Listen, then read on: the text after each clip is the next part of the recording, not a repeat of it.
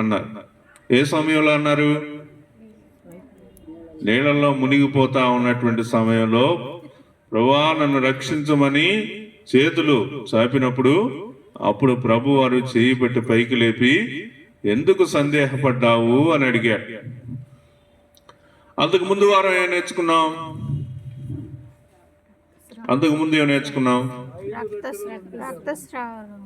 రక్తస్రావ రోగము కలిగినటువంటి స్త్రీ క్రీస్తు ప్రభు వారి యొక్క వస్త్రపు చెంగు ముడితే నేను స్వస్థపడతాననేటువంటి విశ్వాసం. ఆ విశ్వాసాన్ని గురించినటువంటి విషయాలు మనం నేర్చుకున్నాం. అంతకుముందు 5 రొట్టెలు 2 చేపల గురించినటువంటి సందేశాన్ని మనం విన్నాం. మనం ఇప్పుడు ఏం నేర్చుకుంటున్నాము అంటే క్రీస్తు ప్రభు వారు చేసినటువంటి అద్భుత కార్యాలు, స్వస్థతలు, దేవుడు చేసినటువంటి ఆశ్చర్య కార్యాలు, వాటి గురించినటువంటి విషయాలు మనం ఇప్పుడు నేర్చుకుంటున్నాం.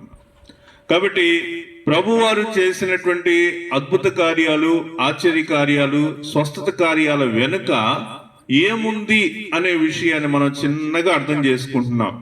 ఒక్కొక్క వారము ఒక్కొక్క అంశాన్ని గురించి మనం నేర్చుకుంటూ, ఒక్కొక్క వారము ఒక్కొక్క అంశాన్ని గురించి మనం నేర్చుకుంటూ నిదానంగా ఏం చేస్తున్నామంటే ప్రభువారు చేసినటువంటి స్వస్థతల వెనుక ఏముంది, ప్రభువారు చేసినటువంటి అద్భుత కార్యాల వెనుక ఏముంది, ప్రభువారు చేసిన సూచక్రియల వెనుక ఏముంది అనే విషయాన్ని మనం నేర్చుకుంటున్నాం.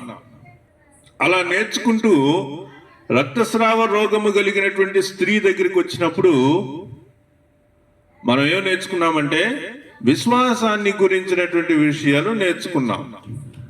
ఏ విశ్వాసం అది? భయంకరమైనటువంటి రోగము. ఆ పరిస్థితి నుంచి తనకున్నటువంటి విశ్వాసం, ఒక మాట తన హృదయంలో అనుకుంది, సొంతగా అనుకుంది. ఏమనుకుంది? నేను ఆయన యొక్క వస్త్రపు చెంగు ముడితే స్వస్థపడతానని అనుకుంది. కాబట్టి అలా అనుకోని తాను వస్త్రపు చెంగు ముట్టి స్వస్థత పొందింది. ఇక్కడ మనం అర్థం చేసుకున్న విషయం ఏంటంటే నేను స్వస్థత పొందుతాను అనేటువంటి విషయం వాక్యంలో ఉన్నది కాదు. అర్థమైందా? వాక్యంలో ఉన్నది కాదు, సొంత నిర్ణయం. సొంతగా నిర్ణయం తీసుకొని కూడా స్వస్థత పొందింది. తర్వాత మనం ఇంకొక విషయంలో చూసినప్పుడు గతించినటువంటి వారము పేతురు గురించినటువంటి విషయాలు మనం చూసినప్పుడు ప్రభువారు ఆయనకు ప్రకృతి లోబడుతుంది. ప్రకృతి ఏమవుతుంది? లోబడుతుంది. ఆయన ఓడలోకి వస్తే, పడవలోకి వస్తే, లేదా దోణిలోనికి వస్తే ఆ దోణె ఎంత నిమ్మడంగా ఉంటుంది అనే విషయాన్ని మనం నేర్చుకున్నాం. అంతేకాదు నీటి మీద నడిచి వచ్చే విశ్వాసాన్ని మనం నేర్చుకున్నాం. ఒక పోస్టర్లో ఒకసారి ఏముందంటే ఒక పోస్టర్లో నేను చూసినప్పుడు ప్రభు వారు నీళ్ళ మీద ఉంటారు, మిగతా శిష్యులందరూ పడవలో ఉంటారు. పేతురు ఏమంటాడంటే ప్రభువా నువ్వే అయితే నేను నీళ్ళ మీద నడిచి రావడానికి నాకు ఆజ్ఞాపించమంటే నడిచి రమ్మంటాడు. అప్పుడు ఆ పడవ దిగి నీళ్ళ మీదకి వస్తా ఉంటాడు. అక్కడ కొటేషన్ రాశారనమాట.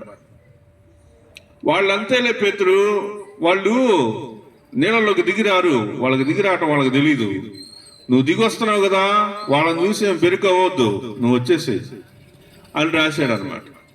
అంటే పడవ క్రైస్తవుల్లాగా మనం ఉంటున్నాం. విశ్వాసం లేనటువంటి పడవ క్రైస్తవులు, వెళ్తున్నావా వస్తున్నావా అనేటువంటి విశ్వాసం. అలాంటి విశ్వాసం కాదు. మనకి ఎలాంటి విశ్వాసం ఉండాలి? మనం కమిట్మెంట్ కలిగినటువంటి విశ్వాసం మనకు ఉండాలి. మనకి ఎలాంటి విశ్వాసం ఉండాలి? ఉండాలంటే ఛాలెంజింగ్ తో కూడినటువంటి విశ్వాసం ఉండాలి. నాకు యేసు ప్రభు అంటే ఇష్టము, ఆయన మార్గం అంటే నాకు ఇష్టము, ఆయన విశ్వాసంలో నేనున్నాను అని మాట చెప్తే సరిపోదు. క్రియలు లేని విశ్వాసం ఏంటిది?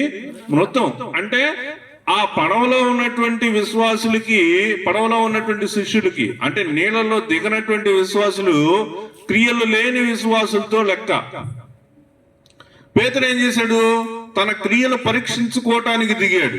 ప్రభువా నువ్వే అయితే నువ్వే అయితే నువ్వు నీళ్ళ మీద ఎలా నడుస్తున్నావో నేను కూడా అలానే నడిచి రావటానికి నాకు ఆజ్ఞాపించమని చెప్పాడు. ప్రభువు నడవటానికి రమ్మన్నప్పుడు పేతురు ఆ నీళ్ళలోనికి దిగి కొంత దూరం నడిచాడు. అయితే గాలిని చూసి మునిగిపోసాగాడు. గాలిని చూసి మునిగిపోవటంలో తప్పు లేదు, కానీ ప్రభువా నన్ను రక్షించమని కేకలు వేయకపోతే అదే పెద్ద తప్పు. సాధారణంగా మళ్ళా విశ్వాసులైనటువంటి వారిలో చాలా మంది ఏం చేస్తున్నారంటే వాళ్ళ యొక్క విశ్వాసాన్ని పరీక్షించుకుంటున్నారు. నీళ్ళలోకి దిగుతున్నారు, నీళ్ళ మీద నడుస్తున్నారు, పెద్ద గాలి చూస్తున్నారు, గాలిని చూసి భయపడుతున్నారు. భయపడి ఏం చేస్తున్నారు? నీళ్ళలో మునుగుతున్నారు. కానీ చెయ్యెత్తి అయ్యా మేము మునిగిపోతున్నాం మమ్మల్ని రక్షించమని అడగట్లేదు. అలా అడగకపోతే ఏమవుతుంది చెప్పండి? ఏమవుతుంది చెప్పండి? మునిగిపోతారు. ఏమవుతారు? మునిగిపోతారు, కంప్లీట్ గా మునిగిపోతారు. చాలా మంది విశ్వాసులు ఒకప్పుడు మంచి అది పట్టినప్పుడు అది దాన్ని అటాక్ చేసినప్పుడు ఏమవుతున్నాడంటే కింద పడి దొడ్లాడుతున్నాడు. ఎలాంటి పరిస్థితిలో ఉన్నాడంటే అది ఎక్కడ వాడిని పట్టునో అక్కడ వాణిని పడద్రోయును. ఫస్ట్ ఏం చేస్తుంది? పడద్రోస్తుంది. ఇక్కడ నేను చదివేటువంటి విషయాల్లో మీరు ఆలోచించాలా, ఏ రోగానికి ఇది మ్యాచ్ అవుతుందో మీరు చెప్తే బాగుంటుంది. ఈ రోజుల్లో అది ఎలాంటి రోగానికి మ్యాచ్ అవుతుందో మీరు చెప్పాలి. చూడండి ఏం చేస్తుందంట, అదేం చేస్తుందమ్మా, ఎక్కడ వాణిని పట్టునో అక్కడ వాణిని పడద్రోయను, పడేస్తుంది అన్నమాట. అప్పుడు వాడు నురుగు కార్చుకుని పండ్లు కొరుకుని మూర్ఛిల్లును. నురుగు కార్చుకుని పండ్లు కొరుక్కుంటా ఉంటాడు, తర్వాత మూర్ఛపోతాడు. ఏం రోగం ఇది? మూర్ఛ రోగమా? మూర్ఛ రోగమా? సరే, ఇంకా కొన్ని ఉన్నాయి కింద, అవి కూడా చూస్తే అప్పుడు మనకు అర్థమవుతుంది. తర్వాత దానిని వెళ్ళగొట్టుడని నీ శిష్యుల్ని అడిగి తిని గాని అది వారి చేత కాలేదని ఆయనతో చెప్పాను. ఈ పరిస్థితి ఉన్నటువంటి ఈ రోజులో మనం అనుకున్నట్టుగా మోత్స వ్యాధి అనేటువంటి పరిస్థితి లేదా మోగదయ్యం అనేటువంటి పరిస్థితి ఉన్నటువంటి వ్యక్తిని తీసుకొస్తే ఆయన శిష్యులు దాన్ని ఏం చేయలేకపోయారు? వెళ్ళగొట్టలేకపోయారు. ఆ దయ్యాన్ని, ఆ మోగ దయ్యాన్ని లేదా ఆ మోగ ఆత్మని ప్రభు వారి యొక్క శిష్యులు వెళ్ళగొట్టలేనటువంటి స్థితిలో ఉన్నారు. ఈ విషయాన్ని మనం గమనిస్తా ఉన్నాం. తర్వాత ఏం జరిగింది? అందుకు ఆయన విశ్వాసము లేని తరము వారులారా నేను ఎంతకాలం మీతో నుందును, ఎంతవరకు మిమ్మును సహించును. అప్పుడు ప్రభువారు తన శిష్యులతో ఏమంటున్నాడు? ఫస్ట్ అన్న మాట ఏంటి? ఫస్ట్ ఏమంటున్నాడు చెప్పండి? విశ్వాసము లేని తరము వారలారా. ఏమన్నాడు? విశ్వాసము లేని తరము. దేవుడు అంటే తెలుసు, వాక్యం అంటే తెలుసు, చర్చికి వెళ్ళటం తెలుసు, కానీ వాళ్ళకేం లేదు చెప్పండి? వాళ్ళకి విశ్వాసం అనేది లేదు. ఈ రోజుల్లో మనం గమనించేటువంటి క్రైస్తవుల్లో చాలా మంది, చర్చికి వెళ్ళేటువంటి చాలా మందికి దేవుని మీద విశ్వాసం లేదు. దేవుని మీద విశ్వాసం లేదు. ఇంకో రకంగా చెప్పాలంటే ఇప్పుడు ఫోన్లు ఎక్కువ వచ్చేసినాయి కాబట్టి బైబిల్ను కూడా ఫోన్లో చూసేటువంటి వాళ్ళకైతే అసలు విశ్వాసం ఉండదు. ఎందుకని ఉండదు అసలు విశ్వాసం? ఎందుకంటే నీ చేతిలో ఫోన్ ఉండి ఫోన్లో నువ్వు బైబిల్ చూస్తా ఉన్నప్పుడు బైబిల్ ఒక్కటే ఉండదు, దాంట్లో చాలా అప్లికేషన్స్ ఉంటాయి, దాని నుంచి ఎప్పుడు అప్డేట్స్ వస్తూ ఉంటాయి. నీ కను దృష్టి, నీ మైండ్ వాక్యం మీద ఎప్పటికీ కాన్సన్ట్రేషన్ చెయ్యలేవు. కాబట్టి నేను ఫోన్లో చూస్తాను, ఫోన్లో చూసి వాక్యం చదువుతాను, ఫోన్లో చూసి ఫాలో అవుతానంటే అది మనం నమ్మలేమన్నమాట. అలాంటి విశ్వాసాన్ని మనం నమ్మలేము. కాబట్టి ఈ రోజు మనం చూస్తున్నటువంటి ఈ యొక్క వాక్యంలో ఇక్కడ ప్రభువారు తన శిష్యులతోటి అంటున్నటువంటి మాట ఏంటంటే విశ్వాసము లేని తరము వారలారా. మనదే తరం అమ్మా? మనదే తరం చెప్పండి? విశ్వాసం కలిగినటువంటి తరమేనా మనది? మనం ఎలాంటి వాళ్ళం అంటే మేడి పండు లాంటి వాళ్ళం కదా. మన విశ్వాసం ఎలాంటి విశ్వాసం చెప్పండి? మేడి పండు లాంటి విశ్వాసం. ఏముంటది? మేడి పండు చూడ మేలిమయ్యుండును, పొట్ట విప్పి చూడ పురుగులుండు. కాబట్టి ఇక్కడ మనం వాక్యంలో చూసినటువంటి ప్రకారంగా విశ్వాసము లేని తరము ఒకటే. ఇంకా ఇక్కడైతే దారుణంగా అక్కడ అల్ప విశ్వాసం అంటే కొంత విశ్వాసం ఉన్నట్టుగా అర్థమవుతుంది. ఇక్కడ ఏమంటున్నాడు? విశ్వాసము లేని తరము వారలారా. ఆ రోజుల్లోనే ప్రభు పక్కనే ఉన్నటువంటి, ప్రభువుతో తిరిగేటువంటి, ప్రభువు చేసేటువంటి గొప్ప కార్యాలు, ఆశ్చర్య కార్యాలు చూసినటువంటి వారే, అలాంటి పరిస్థితిలో ఉన్నటువంటి వారే ఆ కార్యాన్ని చేయలేకపోయారంటే ఈరోజు మన పరిస్థితి ఏంటి? తర్వాత తీసుకొచ్చినప్పుడు ఏం జరిగింది అంటే, దయ్యము వారు ఆయన యొద్దకు వానిని తీసుకుని వచ్చి దయ్యము ఆయనను చూడగానే వాణ్ణి విలవిలలాడించిన గనక వాడు నేలన పడి నురుగు కాచుకునుచు పొర్లాడుచుండెను. కాబట్టి ఇక్కడ రెండు విషయాలు మనకు అర్థమవుతున్నాయి. ఫస్ట్ది, దెయ్యం పట్టినప్పుడు వాడిని కింద పడేస్తుంది, నోట్లోంచి నురుగు వస్తుంది, మూర్చపోయినటువంటి స్థితిలోనికి వాడు వెళ్తూ ఉన్నాడు, మూర్చిల్లుతున్నాడు అనే విషయం చూస్తా ఉన్నాం. ప్రభువును చూసినప్పుడు ఏం జరిగింది? ప్రభువును చూసినప్పుడు కూడా ఆ దెయ్యం వాడిని ఏం చేసింది? దెయ్యము ఆయనను చూడగానే వాణ్ణి విలవిలలాడించిన గనుక వాడు నేలపడి ఏమంటున్నాడండి? నురుగు కార్చుకునుచు పొర్లాడుచుండెను. కాబట్టి ఇలాంటి పరిస్థితి జరుగుతూ ఉంటే అప్పుడు ప్రభువారు అంటున్నాడు, అందుకైనా ఇది వీనికి సంభవించి ఎంత కాలమైనదని వాని తండ్రిని అడుగుగా అతడు బాల్యము నుండే అనేను. బాల్యము నుండే ఆ దురాత్మ లేకపోతే మోగ దయ్యము ఆ బిడ్డను పట్టినటువంటి స్థితి మనకి కనిపిస్తా ఉంది. కాబట్టి దేవుని యొక్క కార్యాలు అనేటువంటి జరిగేటువంటి పరిస్థితిలో, దేవుడు చేయబోతున్నటువంటి కార్యాలను మనం చూసేటువంటి పరిస్థితిలో అక్కడ జరుగుతున్నటువంటి విషయాన్ని మనం జాగ్రత్తగా ఆలోచించాలి. కాబట్టి అక్కడ మనం చూసినప్పుడు అక్కడ ఏం ఆత్మ కనిపిస్తుంది అంటే మోగాత్మ కనిపిస్తుంది, లేదా మోగ దయ్యం కనిపిస్తుంది. ఆ దయ్యం ఆ బిడ్డను ఎప్పటి నుంచి పట్టింది? బాల్యము నుంచే పట్టింది.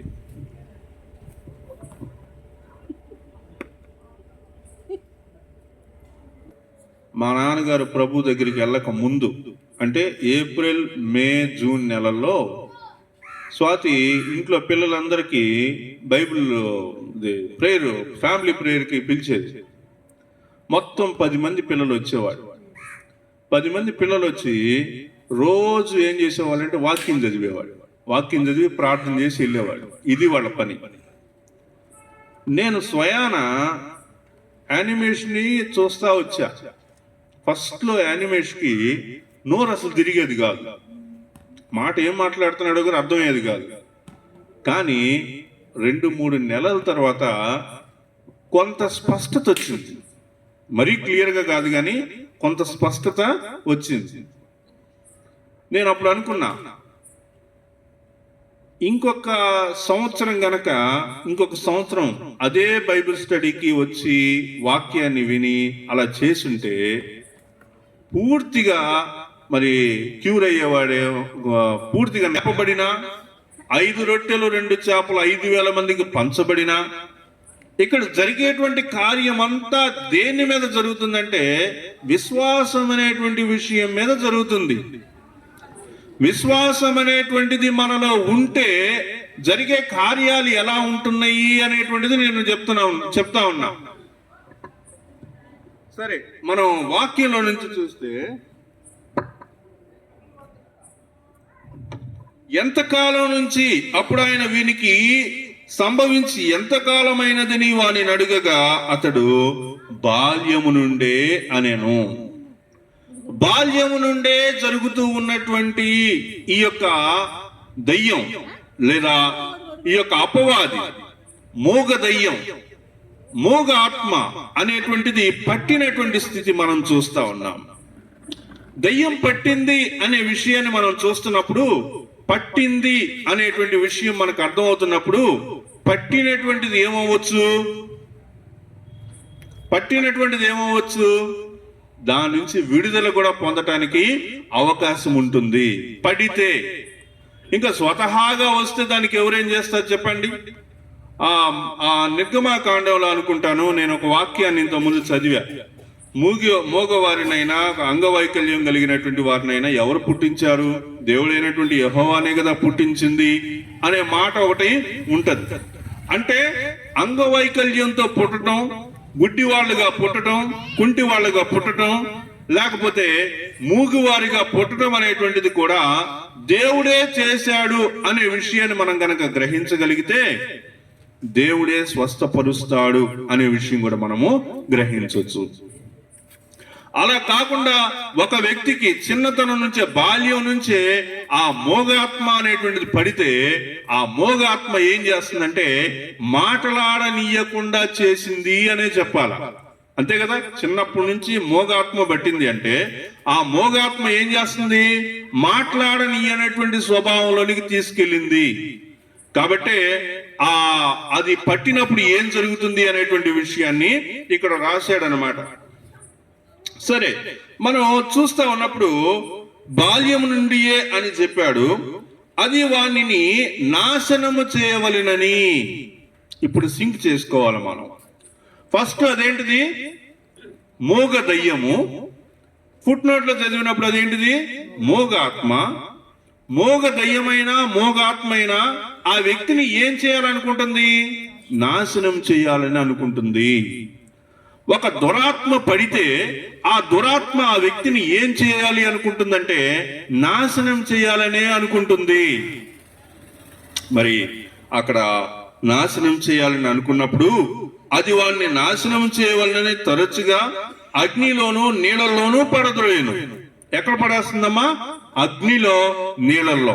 ఈ రెండిట్లో పడేసినప్పుడు వాడు నాశనమైపోవాలి అనేటువంటిది ఆ మోగ ఆత్మ యొక్క ఆలోచన, మోగ దయ్యము యొక్క ఆలోచనగా మనకు తెలుస్తా ఉంది. అయితే మనం వాక్యంలో చూస్తా ఉన్నప్పుడు చూడండి, అక్కడ ఆ బిడ్డ తండ్రి ప్రభుతో అంటున్నాడు. ఏమంటున్నాడు? ఏమైనాను నీ వలనైతే మా మీద కనికరపడి మాకు సహాయం చేయమనేను. అక్కడ పేతురు ఏం చేశాడు? నీళ్ళలో మునిగిపోతున్నప్పుడు చేయజాచి ప్రభువా నన్ను రక్షించమని కోరుకున్నాడు. ఆ తర్వాత మళ్ళీ మనం చూస్తా ఉన్నాం, ఆ స్త్రీ ఏం చేసింది? ఆ రక్తస్రావ రోగం కలిగినటువంటి స్త్రీ ఆయనకు వస్త్రపు చెంగు ముడితే నేను స్వస్థపడతానని నిశ్చయించుకుంది. మనసులో ఆలోచించుకుని నిశ్చయించుకుంది. కాబట్టి ఇక్కడ మనం చూస్తా ఉన్నాం, మనం ఏం చూస్తా ఉన్నాం? ఇక్కడ నీ వలన ఏదన్నా చేయగలిగితే నువ్వు చేయి ప్రభువా అని అంటా ఉన్నాడు. ఎందుకని నీ వలనైతే అనే మాట అనాల్సి వచ్చింది? ఎందుకంటే ఆయన శిష్యులు చేయలేకపోయారు కాబట్టి, ఆయన శిష్యులు దాన్ని చేయలేకపోయారు కాబట్టి ఇక్కడ ఏమంటున్నాడు? నీ వలనైతే, ఏమైనాను నీ వలనైతే మా మీద కనికరపడి మాకు సహాయము చేయము.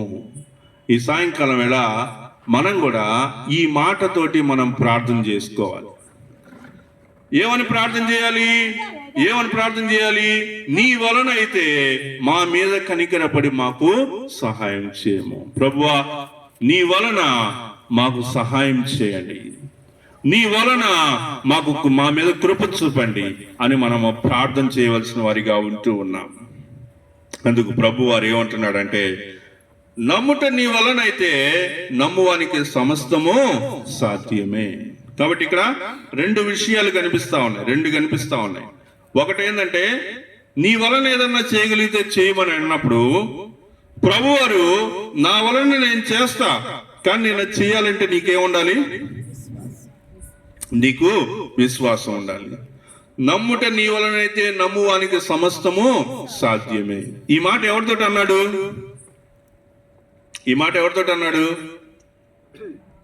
బిడ్డతో అన్నాడా? తండ్రితో అన్నాడా? తండ్రితో అన్నాడు అనమాట. బిడ్డతోటి కూడా అంది, తండ్రితోటి అన్నాడు.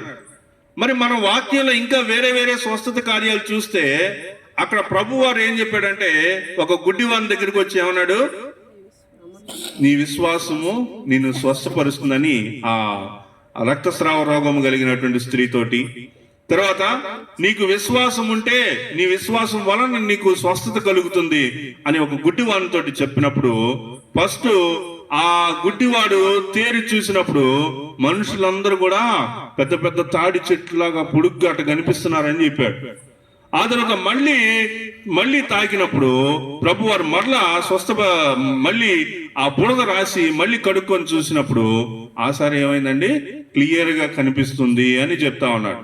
ఈ 2 సార్లు చెప్పేటువంటి విషయంలో మనకేం అర్థం అవుతుందంటే విశ్వాసంలో డిఫరెన్స్ అర్థం అవుతుంది. ఏమర్థం అవుతుంది? విశ్వాసంలో డిఫరెన్స్, తేడా అర్థం అవుతుంది అనమాట.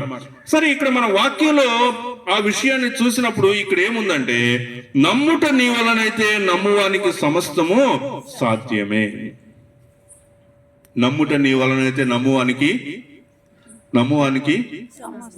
సమస్తము సాధ్యమే. ఏదో ఒక విషయం కాదు, సమస్తము, అన్ని సాధ్యమే. దేంతోటి? నమ్మితే నీకు నమ్మకం ఉంటే. ఇప్పుడు మరి నమ్మవలసినటువంటి స్థితి ఎవరికి ఉండాలి? ఆ వ్యక్తితోటి మాట్లాడటానికి, ఆ వ్యక్తితోటి మాట్లాడి తిరిగి రిప్లై ఇవ్వలేనటువంటి వాళ్ళతోటి మాట్లాడలేరుగా. ఎలా మాట్లాడతారు? వాళ్ళ వల్ల మాట్లాడటానికి అవ్వదు కదా. కాబట్టి అలా అవ్వనప్పుడు తప్పకుండా ఏం చేయాలి? వాళ్ళ తల్లిదండ్రులతోటే మాట్లాడాలి. ఒక చిన్నది చనిపోయి పడుకోనుంది, చనిపోయింది అన్నప్పుడు ప్రభు వారు ఏం చెప్పాడంటే మీరేం భయపడొద్దు, ఆ చిన్నది కేవలం ఏం చేస్తుంది? నిద్రపోతుంది అంతే అని చెప్పాడు. కాబట్టి ఇక్కడ మనం 2 విషయాలు ఏం అర్థం చేసుకున్నామంటే దేవుడు డైరెక్ట్ గా స్వస్థత పొందబోయేటువంటి వాళ్ళతోటి మాట్లాడుతున్నాడు, తర్వాత వాళ్ళ తల్లిదండ్రులతోటి, వాళ్ళ తండ్రితోటి, ఇక్కడ మనం చూసినప్పుడు వాక్యంలో తండ్రితోటి మాట్లాడుతున్నాడు. కాబట్టి ఇక్కడ మనం ఈ 2 విషయాల్లో ఒకే ఒక్క తేడాని మనం గమనిస్తున్నాం. ఏంటంటే విశ్వాసము. ఏంటిది? విశ్వాసము. నమ్ముట నీ వలనైతే. మన యొక్క జీవితాల్లో కార్యాలు ఎందుకు జరగట్లేదు అంటే అపనమ్మిక. దేనివల్ల జరగట్లేదు? అపనమ్మిక. ఒకసారి తర్వాత వచనం చదువుదాం, చూడండి. సాధ్యమే అని అతనితో చెప్పాను. వెంటనే ఆ చిన్నవాని తండ్రి ఏమంటున్నాడు? నమ్ముచున్నాను, నాకు అపనమ్మకం ఉండకుండా సహాయము చేయమని బిగ్గరగా చెప్పాను. సహాయము చేయమని అనేటువంటి దానికి ఫుట్ నోట్లు ఏమన్నాడంటే కన్నీరు విడిచి చెప్పాను అనేటువంటి మాట చూస్తా ఉన్నాం. కాబట్టి మనము దేవుడు గొప్ప కార్యాలు చేయాలి అంటే తన శిష్యులకి లేనటువంటి విషయాలు ఏమిటి అంటే, తన శిష్యులకి ఏం విషయాలు లేవని అర్థం అవుతుంది దీనివలన. ఒకటి, విశ్వాసము లేని తరము వారలారా అంటున్నాడు. రెండోది ఏమంటున్నాడు? నమ్మితే నీకు సాధ్యమే అంటున్నాడు. కాబట్టి విశ్వాసము లేని పరిస్థితి, నమ్మకం అనేటువంటిది. తర్వాత మూడోది ఏంటి చెప్పండి? మూడోది మనం ఇక్కడ చూసినప్పుడు నమ్ముచున్నాను, నాకు అపనమ్మకం ఉండకుండానట్లు సహాయం చేయండి. నాకు అపనమ్మకం ఉండకుండా సహాయం చేయండి. కాబట్టి కన్నీటితోటి అతను చెప్తున్నటువంటి మాటగా, కన్నీటితోటి మనం ఏం చెప్పాలంటే ప్రభువా నాకు అపనమ్మకం ఉండకుండా చెయ్యి. పేతురుకు కూడా గాలిని చూసినప్పుడు ఏం కలిగిందమ్మా? అపనమ్మకమే కలిగింది ప్రభు వారి మీద. కాబట్టి అపనమ్మకం అనేటువంటిది లేకుండా చేసుకోవాలి. కార్యాలు జరగాలి అంటే, కార్యం జరిగే వరకు, దేవుడు చేసేటువంటి గొప్ప కార్యం మన యొక్క కుటుంబంలో జరిగేటువంటి వరకు మనం ఏం చేయాలంటే అపనమ్మకం ఉండకుండా చేసుకోవాలి. అపనమ్మకం ఉండకుండా చేసుకోవాలి. అదే ఒక వచనం కూడా ఉంటది, వాడు ద్విమనస్కుడై గాలి చెదరగొట్టు పొట్టువలే ఉంటాడు అనే మాట కూడా మనం చూస్తాం. కాబట్టి ఇక్కడ మనం ఏం అర్థం చేసుకుంటున్నామంటే, ఎప్పుడైతే నీకు అపనమ్మిక వస్తుందో, ఎప్పుడైతే నీకు నమ్మకం అనేటువంటి తగ్గుతుందో, ఎప్పుడైతే నీ విశ్వాసంలో నువ్వు హీన స్థితిలోకి వెళ్ళిపోతూ ఉంటావో కార్యాలేవి కూడా జరగవు. నువ్వు అనుకున్నట్టుగా అయితే అసలు జరగవు. నువ్వు అనుకున్నట్టుగా జరగనప్పుడు నీకు ప్రభు మీద విశ్వాసం తగ్గిపోయి అవిశ్వాసం పెరిగిపోద్ది. అవిశ్వాసం పెరిగే కొద్దీ మనం ఏమవుతుంటామంటే నీరసించిపోతూ ఉంటాం. ఇంకా దేవునిలో వెనకబడిపోతూ ఉంటాం. మన యొక్క విశ్వాసం దినదినము సన్నగిల్లిపోతూ ఉంటది. ఇంకా లోక విషయాలపై మనం కాన్సన్ట్రేషన్ అనేటువంటిది చేస్తా ఉంటాం. కాబట్టి ఇక్కడ ఏమంటున్నాడంటే, నాకు అపనమ్మకం ఉండకుండా సహాయం చేయమని బిగ్గరగా చెప్పాను. జనులు గుంపు కూడి తన ఎద్దుకు పరిగెత్తుకుని వచ్చుట యేసు చూచి ఏమంటున్నాడండి, మూగవైన చెమిటి దవ్యమా, వానిని వదిలిపోమ్ము, ఇక వాళ్ళు ప్రవేశింపవద్దని నీకు ఆజ్ఞాపించుతున్నానని చెప్పి ఆ అపవిత్రాత్మను గద్దించాను. కాబట్టి ప్రభువారు ఏం చెప్తున్నాడంటే, మొదట నీ వలన ఏదన్నా అయితే చేయమని అంటే నీకు విశ్వాసం ఉండాలి అనే విషయం చెప్తా ఉన్నాడు. నమ్ముట నీ వలన అయితే నమ్మువానికి సమస్తము సాధ్యమే అని చెప్తా ఉన్నాడు. నమ్ముతున్నాను ప్రభువా, నేను నమ్ముతున్నాను అని చెప్పి ఇంకా ఏమంటున్నాడు, నాకు అపనమ్మకం ఉండకుండా సహాయం చేయండి అని వేడుకుంటా ఉన్నాడు. అప్పుడు ప్రభువారు, మూగవైన చెమిటి దవ్యమా, వీన్ని వదిలిపోము, ఇక వీనిలో ప్రవేశింపవద్దని నీకు ఆజ్ఞాపించుతున్నానని చెప్పి ఆ అపవిత్రాత్మను గద్దించెను. అపవిత్రాత్మను శిష్యులు కూడా గద్దించారు కదా, గద్దించుంటారా? రైట్ నౌ, ఇప్పుడే యేసు నామములో పో అని అరుసుంటారు, కానీ పోలా. వాళ్ళు టచ్ అని కూడా ఉంటారు, ఇంకా కేకలు పెట్టుంటారు. ఇంకా స్వస్థత ప్రభు వారు ఏ విధంగా చేస్తున్నారో అన్ని విధాల ప్రయత్నాలు చేసి ఉంటారు, వాళ్ళ వల్ల కాలేదన్నమాట. అది పోవట్లా.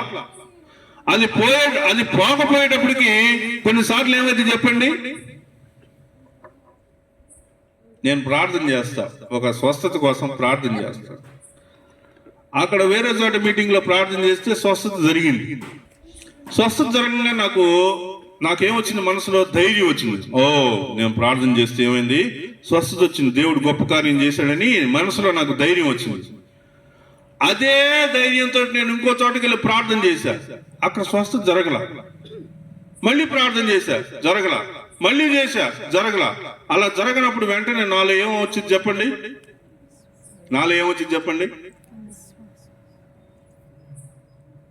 అవిశ్వాసం వచ్చింది. అప్పుడు వెంటనే నాలో ఏమొచ్చింది, నా విశ్వాసం ఏమవుతుందంటే సన్నగిల్లుతుంది. ఎందుకని అందరు చూస్తున్నారు. అక్కడ స్వస్థపరిచాడు ఈ దైవజనుడు, ఇక్కడికి వచ్చిన తర్వాత స్వస్థపరచలేకపోతున్నాడు అంటే ఒకలాంటి భయం అనేది కలుగుతూ ఉంటుంది. కాబట్టి ఇక్కడ ప్రభు వారిని అతను ఏమో వేడుకుంటున్నాడంటే, నాకు అపనమ్మకం ఉండకుండా చేయి ప్రభువా అంటా ఉన్నాడు. శిష్యులు ఇవన్నీ కూడా చూస్తా ఉన్నారు. అప్పుడు ఇదంతా జరిగిన తర్వాత అంతటా చూడండి, గద్దించాను. అప్పుడు అది కేక వేసి వాడిని ఎంతో విలవిలలాడించి వదిలిపోయాను. అంతటా వాడు చచ్చిన వాని వలె ఉండెను కనుక అనేకులు వాడు చనిపోయానని అనుకున్నారు. అప్పుడు ప్రభు వారు ఏం చేశాడండి, అయితే యేసు వాని చెయ్యి పట్టి వాడిని లేవనెత్తగా వాడు నిలువబడెను. ప్రభు వారు చేయి పట్టుకొని పైకి లేపినప్పుడు వాడు నిలవబడినటువంటి స్థితి చూస్తా ఉన్నాం. ఆయన ఇంటిలోనికి వెళ్ళిన తర్వాత ఆయన శిష్యులు అడుగుతా ఉన్నారు, మేమెందుకు ఈ దయ్యమును వెళ్ళగొట్టలేకపోతేమని ఏకాంతమున ఆయనను అడిగాను. కాబట్టి మన జీవితానికి వచ్చేటువంటి ప్రశ్నగా నేను మిమ్మల్ని అడుగుతా ఉన్నా, మేమెందుకు దీన్ని వెళ్ళగొట్టలేకపోయాం, మేమెందుకు ఈ పని చేయలేకపోయాం, మా వలన ఎందుకు ఈ యొక్క కార్యం జరగలేదు, మా కుటుంబంలో ఎందుకు ఇలాంటి పరిస్థితులు ఇంకా అలానే ఉన్నాయి, ఎందుకని మారలేదు? నేను విశ్వాసినే కదా, నేను బాప్తిసం పొందినటువంటి దాన్నే కదా, నేను ప్రభువుని ఎరిగినటువంటి దాన్నే కదా, నేను చర్చికి వెళ్తున్నాను కదా, ఆయన యొక్క పనులన్నీ కూడా నేను చేస్తున్నాను కదా, మరి నాకెందుకు జరగట్లేదు? అన్యులైనటువంటి వారికే జరిగినప్పుడు నాకెందుకు జరగట్లేదు అంటే, అన్యుల్ని మనం ఎప్పుడు మనతోటి పోల్చుకోకూడదు. ఎందుకంటే మనం ఉండేది స్థిరమైనటువంటి రాజ్యంలో, మనం ఎప్పుడు కూడా దేవుని యొక్క రాజ్యంలో ఉంటాము. అది మన యొక్క నిరీక్షణ. ఈ భూలోకంలో ఉండేటువంటి వారికి మంచి జరిగినా అది వాళ్ళు తన ప్రభువుని ఎరుగకుండా ఉంటే వాళ్ళు వెళ్ళేది నరకానికి. నిత్య నరకం అనేటువంటిది ఉంది, దానిలోకి ఎక్కువ మంది వెళ్తారు. కాబట్టి దాని యొక్క మార్గం విశాలమైనటువంటి మార్గం. ఆ విశాల మార్గంలోనికి చాలా మంది వెళ్తారు. మనం వెళ్ళేటువంటి మార్గం చాలా సంకుచితమైనటువంటి మార్గం. కాబట్టి ప్రియులరా, ఇక నేను మీకు చెప్తున్నటువంటి విషయం ఏంటంటే, వాళ్ళు ఏకాంతమున మేమెందుకో దయ్యమును వెళ్ళగొట్టలేకపోతే మన ఏకాంతమున ఆయన అడిగాను. అందుకు ఆయన ఏమన్నాడండి, ప్రార్థన వలననే కానీ మరి దేని వలనైనాను ఈ విధమైనటువంటివి వదిలిపోవటం అసాధ్యమని వారితో చెప్పాను. ఏం ప్రార్థన? కింద ఫుట్ నోట్లో ఏమని రాశాడు? ఉపవాసము వలననే, ఉపవాస ప్రార్థన. కాబట్టి ఒక వ్యక్తికి అలాంటి ఘోరమైనటువంటి పరిస్థితిలో ఉన్నటువంటి వ్యక్తి మరి రక్షింపబడాలి అంటే ఎలాంటిది? స్వస్థత అనేటువంటి జరగాలి అంటే తప్పకుండా ఆ వ్యక్తిని బట్టి ఏం చేయాలి? ఆ వ్యక్తిని బట్టి ఏం చేయాలమ్మా? ఉపవాస ప్రార్థన తప్పనిసరి.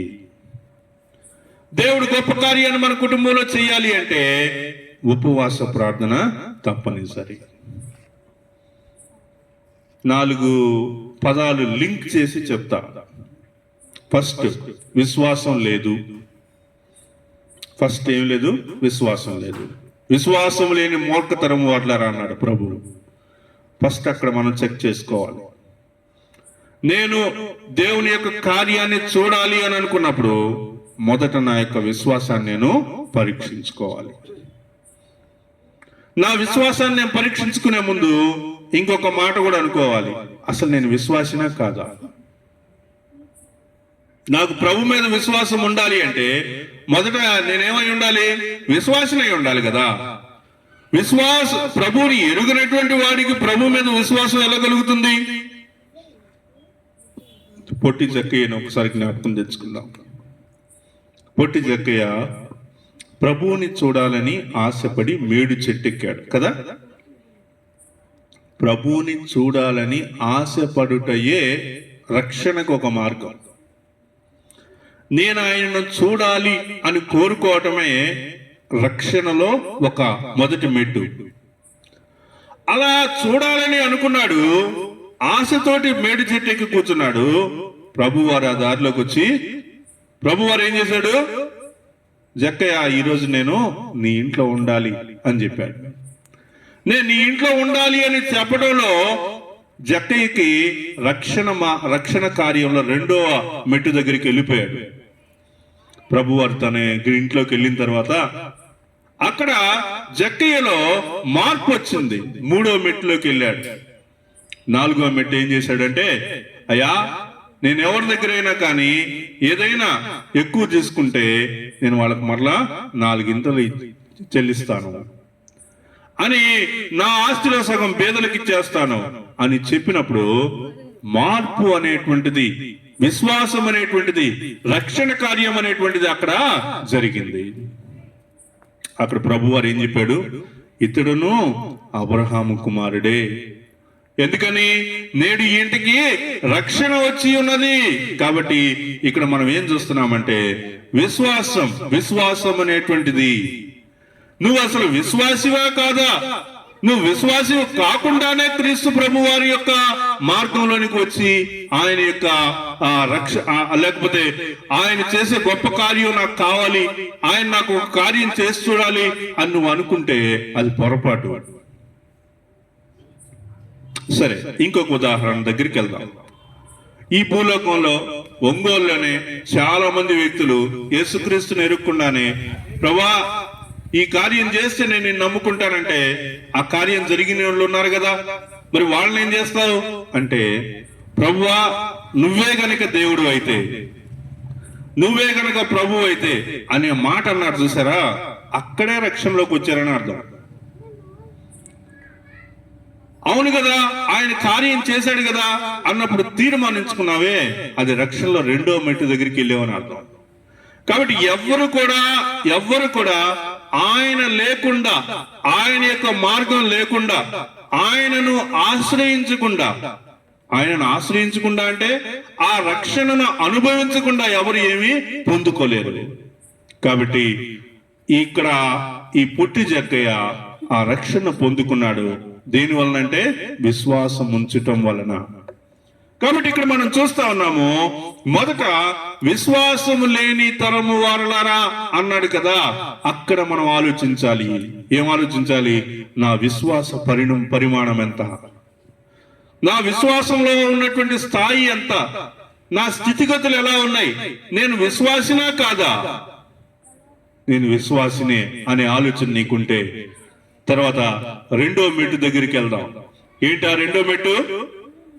నమ్ముట నీ వలనైతే నమ్మువానికి సమస్తము సాధ్యం.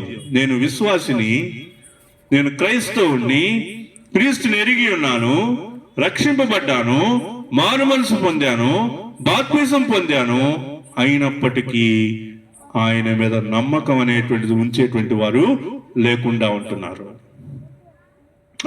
నేను క్రైస్తవుణ్ణే, క్రీస్తుని ఎరిగాను, నేను క్రైస్తవుణ్ణే, కానీ ప్రభు మీద నమ్మకం అనేది లేదు. కాబట్టి ప్రభు వారు ఏమంటున్నాడు? నమ్ముట నీ వలనైతే నమ్మువానికి సమస్తము సాధ్యం. నీ నమ్మికను బట్టి నీవు విశ్వాసివా కాదా అనే విషయం మనకి అర్థమవుతుంది. సమస్తము సాధ్యం. ఎవరికి సమస్తము సాధ్యం? నమ్మినటువంటి వారికి. నమ్మితే నీ విశ్వాసమే కాదనట్లేదు, కానీ నీకు ఆయన మీద నమ్మకం ఉందా లేదా అనే విషయాన్ని మనము ఆలోచించాలి. మూడో మెట్టు దగ్గరకు వస్తున్నాం. మూడో మెట్టు ఏంటి చెప్పండి? ఏమంటున్నాడు చెప్పండి? నేను విశ్వాసినే, నేను రక్షింపబడ్డాను, నాకు నమ్మకం ఉంది, కానీ అదేమవుతుంది అప్పుడప్పుడు చెప్పండి? అది పోతుంది. కాబట్టి నాకు ఇక్కడ ఏం ఉండకూడదు చెప్పండి? అపనమ్మకం ఉండకుండా చూడు ప్రభువా. అక్కడ ఆయన ఏమంటున్నాడు? నాకు అపనమ్మకం ఉండకుండా సహాయము చేయుము. ఇక్కడ మనం పేతురుని ఉదాహరణగా తీసుకుందాం. మళ్ళీ పేతురునే తీసుకుందాం. ప్రభువా, నిన్ను సిలువకు అప్పగిస్తే నేను కూడా సిలువ దగ్గరికి వస్తా, నిన్ను చంపితే నేను కూడా నీతో కలిసి చచ్చిపోతా, నీకోసం అంత త్యాగం చేస్తా అని గట్టిగా చెప్పాడు ప్రభుకి కదా. అటు చెప్పాడు, గట్టిగా చెప్పాడు. అప్పుడు పేతురు వైపు ప్రభు చూసి ఏమన్నాడంటే, ఈ రాత్రే, ఎప్పుడో సంవత్సరం పారి కాదు, ఈ రాత్రే, ఇప్పుడు చెప్పావు కదా, ఈ రాత్రే నువ్వు నన్ను ఎరుగనని 3 సార్లు చెప్తావు పేతురు, ఆ తర్వాత కోడికి వస్తుంది అని చెప్తాడు. కాబట్టి ఇక్కడ మనం ఏం అర్థం చేసుకుంటున్నామంటే, అపనమ్మిక ఎప్పుడు కలుగుతుంది మనకి? పరిస్థితులు మారి చేస్తాడంటే మనల్ని విశ్వాసం నుంచి పడేస్తా ఉంటాడు, మనం తొట్టిల్లేటట్టు చేస్తా ఉంటాడు, నీ విశ్వాసాన్ని బలహీనపరుస్తూ ఉంటాడు. చుట్టుపక్కల సమాజంలో నువ్వు ఉన్నప్పటికీ కూడా సమాజంలో నీ పేరు చెడిపోయేటువంటి పరిస్థితి, సమాజంలో నీ సాక్ష్యం చెడిపోయేటువంటి స్థితి, సమాజంలో నీకు విశ్వాసివి అని చెప్పుకోవడానికి కష్టమయ్యేటువంటి పరిస్థితులకు అపవాది నిన్నేం చేస్తాడు? గురి చేస్తాడు. విశ్వాసంలో నువ్వు కుంటుపడిపోతా ఉంటావు, విశ్వాసంలో దిగజారిపోతా ఉంటావు. ఎందుకు ఇలా జరిగిపోతున్నావు అంటే, నువ్వు ప్రభువుని ఏం వేడుకోలేదు. ప్రభువా, నాకు అపనమ్మకం ఉండకుండా చేయమని నువ్వు అడగలేదు. నువ్వు స్ట్రాంగ్ గానే ఉన్నాను అనుకుంటున్నావు, అపవాది ఏం చేస్తున్నాడు? అపనమ్మికలోనికి నెట్టేస్తా ఉన్నాడు. చివరిగా ప్రభు వారిని వారు అడిగినప్పుడు, అయ్యా మేము ఎందుకు దీన్ని వెళ్ళగొట్టలేకపోయామని ఏకాంతమును అడిగినప్పుడు ఆయన ఏమంటున్నాడు? ప్రార్థన వలననే. కింద వాక్యంలో కలిపి చదివితే ఉపవాస ప్రార్థన వలననే. కాబట్టి దేవుడు చేసినటువంటి, ప్రభు వారు చేసినటువంటి యొక్క కార్యాలు మనలో జరగాలి అంటే, మనము ఆ కార్యాలను మనం చూడాలి అంటే, ఆ మోగదయ్యాన్ని శిష్యులు వెళ్ళగొట్టలేకపోయినటువంటి ఆ మోగదయ్యాన్ని వెళ్ళగొట్టే స్థితి రావాలి అంటే మన జీవితంలో కూడా 4 విషయాలు మనము కలిగి ఉండాలి. ఒకటి విశ్వాసం, రెండోది నమ్మిక, మూడోది అపనమ్మకం ఉండకుండా చేయమని ప్రభువుని అడగటం, నాలుగోది చెప్పండి? నాలుగోది ఉపవాస ప్రార్థన. ఈ 4 మన జీవితంలో మనం ఎప్పుడైతే కలిగి ఉంటామో మనం దేన్నైనా కానీ జయించగలుగుతాం. మనం ఈ 4 మనం చెయ్యకుండా, ఈ 4 విషయాలను మనం అస్సలు ఆలోచించకుండా, ప్రభువా ఇది చెయ్యి ప్రభువా, చెయ్యి ప్రభువా నువ్వు ఎన్నిసార్లు మొత్తుకున్నా కొన్ని జరగవు అంతే. ఎందుకని జరగలేదు అక్కడ? ఎందుకని జరగలేదంటే అది ఒక దురాత్మ. అదేం చెప్పండి, బాల్యం నుండే చిన్నప్పటి నుంచే పట్టి ఉన్నటువంటి ఒక మోగ ఆత్మ, మోగ దయ్యం, అది పోవాలి అంటే నువ్వు ఉపవాసం ఉండి విశ్వాసంతో, నమ్మకంతో, అపనమ్మకం లేకుండా నువ్వు ప్రార్థన చేయగలిగితే దేవుడు ఎట్టి పరిస్థితినైనా కానీ ఆయన మనకి చేస్తాడు. ఎలాంటి భయంకరమైనటువంటి పరిస్థితులైనా ఆయన మార్చివేయగలడు. కుటుంబ జీవితాలైనా, ఆరోగ్య పరిస్థితులైనా, దయ్యాలైనా, పీడలైనా, పిశాచాలైనా ఏవైనా కానీ ఆయన అన్నిటిని తీసివేయగలిగేటువంటి సమర్థుడు. అలాంటి విశ్వాసం ఈరోజు నీకుందా లేదా నువ్వు ప్రశ్నించుకోవాలి.